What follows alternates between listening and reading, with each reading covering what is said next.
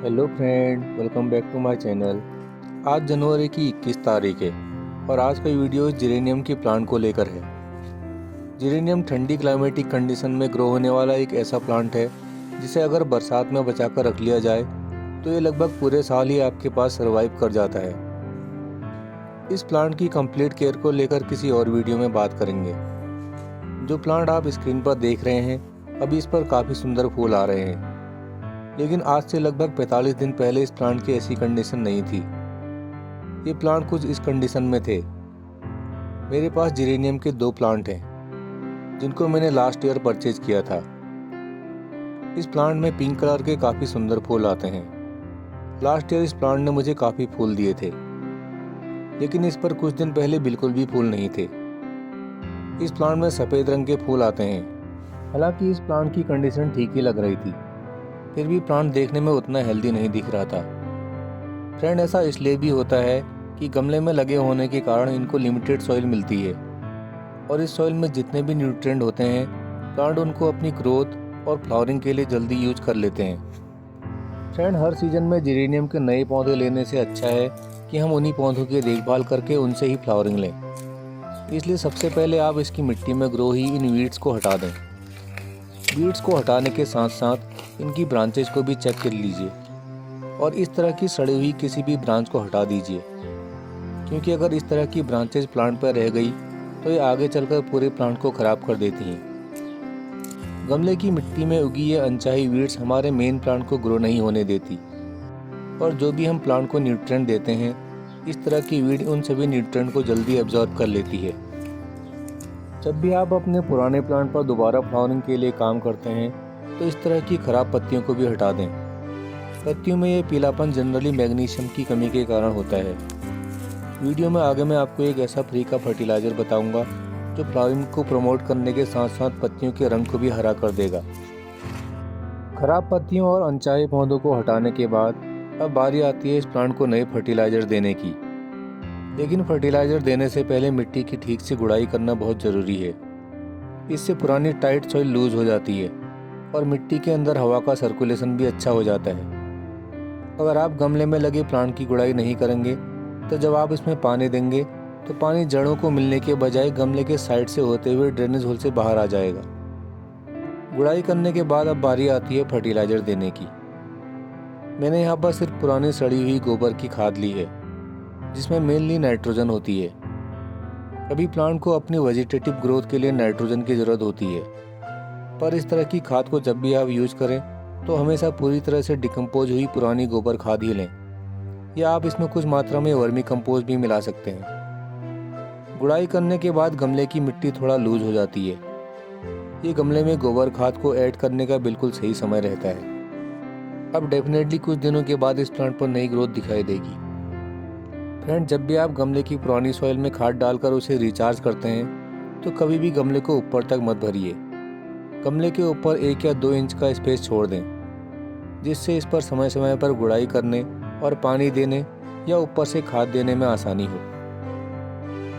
इन दोनों प्लांट की मिट्टी में अब नए फर्टिलाइज़र मिल गए हैं। अक्सर लोगों को पुराने प्लांट पर काम करने में ज़्यादा ध्यान नहीं रहता। जब अपने ग्रोइंग सीजन के बाद प्लांट फ्लावरिंग करना एंड कर देता है तो लोग उस पर दोबारा काम करने के बजाय हर साल नर्सरी से उसका नया प्लांट ले आते हैं। लेकिन फ्रेंड, अगर जब आप अपने पुराने प्लांट पर ही थोड़ा सा समय निकाल कर उस पर वर्क करते हैं तो उसके बाद जब वो दोबारा फ्लावरिंग करता है, बहुत ज़्यादा खुशी होती है और साथ ही हमारे पैसे भी वेस्ट नहीं होते। इन गमलों में मैंने पुरानी गोबर खाद दी थी, जिससे इसमें कुछ दिनों के बाद नई नई ब्रांचेज ग्रो करेंगी। लेकिन इन पर फ्लावरिंग के लिए कुछ ऐसी चीज़ें भी डालनी पड़ेंगी जिसमें पोटेशियम और मैग्नीशियम भी हो। मैंने इन केले के छिलकों को पानी में भिगो दिया था। अभी मैं इन पर यही ऐड करने जा रहा हूँ, क्योंकि इस लिक्विड फर्टिलाइज़र से कैल्शियम और पोटेशियम दोनों मिल जाते हैं। साथ ही इससे प्लांट में मैग्नीशियम की कमी भी पूरी हो जाती है।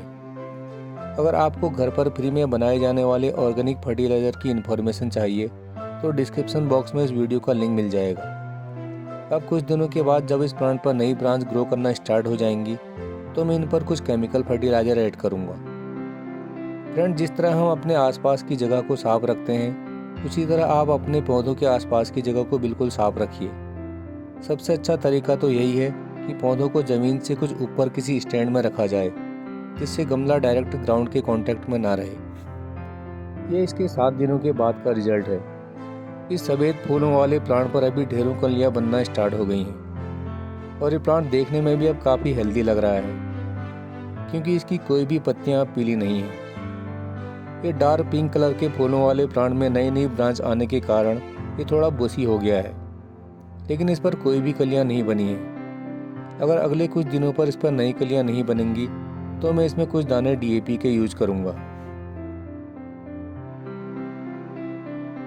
आज लगभग 14 दिन हो चुके हैं। दोनों पौधों की कंडीशन तो अभी ठीक ही लग रही है।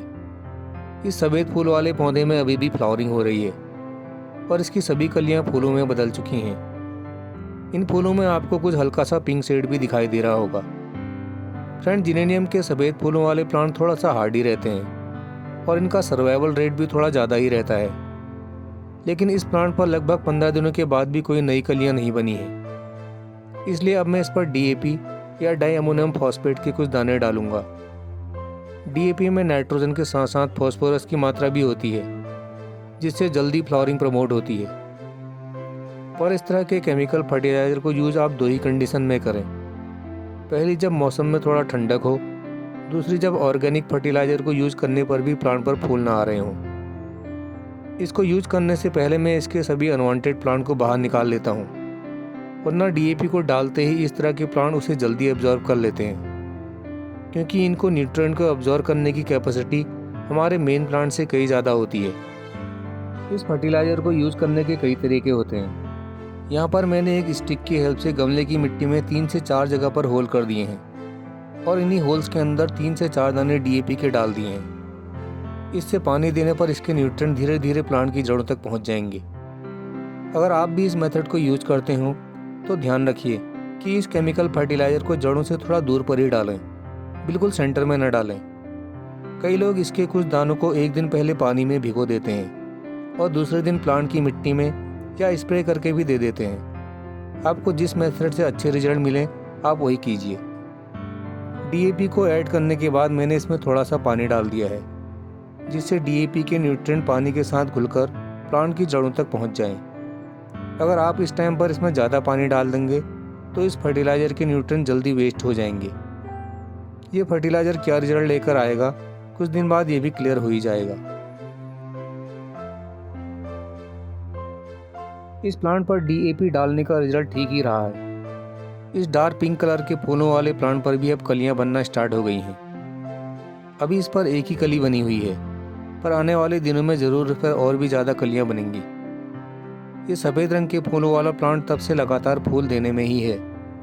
अब तो इस पर और भी ज़्यादा कलियां बनने लग गई हैं।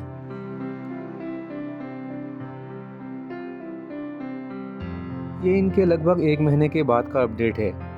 जिरेनियम के इस सफ़ेद फूलों में अब हल्का सा पिंक शेड भी आने लग गया है, लेकिन सबसे ज़्यादा खुशी इन कलियों को देखकर हो रही है।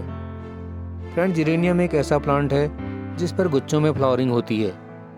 मेरे इस प्लांट की एक बंच में लगभग 20 से भी ज़्यादा कलियां हैं और इनको पूरी तरह खिलने में अभी 15 से 20 दिन और लग जाएंगे। और एक बार ये सभी फूल खिल गए तो लगभग 15 से 20 दिनों तक भी नहीं मुरझाएंगे। इस प्लांट पर अब और भी ज़्यादा कलियां बनना स्टार्ट हो गई हैं। इसका मतलब यह है कि अब इन सभी कलियों को पूरी तरह खिलने में लगभग 1 महीने का समय और लगेगा। फ्रेंड, जब हम अपने पौधों पर कुछ काम करते हैं और उनका रिजल्ट अच्छा आता है तो एक अलग ही खुशी होती है, और ऐसा करने से हमें हर साल नए प्लांट खरीदने की ज़रूरत भी नहीं पड़ती।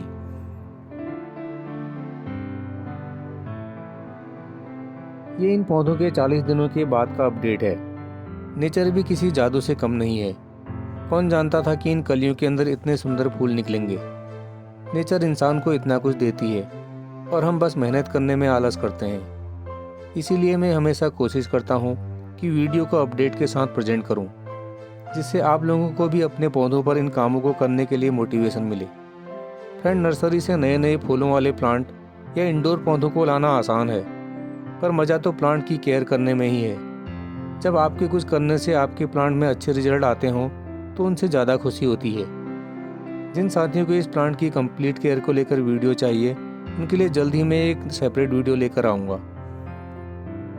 आज इस प्लांट की सॉइल में नए फर्टिलाइज़र को ऐड किए पूरे 45 दिन हो चुके हैं और जो भी रिजल्ट है वो आपके सामने है। देर में ही सही पर प्लांट पर फूल आ ही गए। अगर आपके पास भी लास्ट ईयर के जिरेनियम के प्लांट हों जो ख़राब हो रहे हों या फ्लावरिंग नहीं कर रहे हों, तो नर्सरी से नए पौधे खरीदने के बजाय एक बार उन पर यह काम कर ज़रूर ट्राई कीजिए। इससे आप बिजी भी रहेंगे और बिजी रहने के सबसे ज़्यादा फ़ायदा यह है कि आप स्ट्रेस फ्री भी रहेंगे। आज की वीडियो से रिलेटेड किसी भी क्वेश्चन या कोई सुझाव के लिए मुझे कमेंट करना ना भूलें। आज की वीडियो में बस इतना ही। फिर मिलते हैं किसी नए वीडियो में किसी नए टॉपिक के साथ। तब तक देखते रहिए gardening with RPJ. Thanks and happy gardening.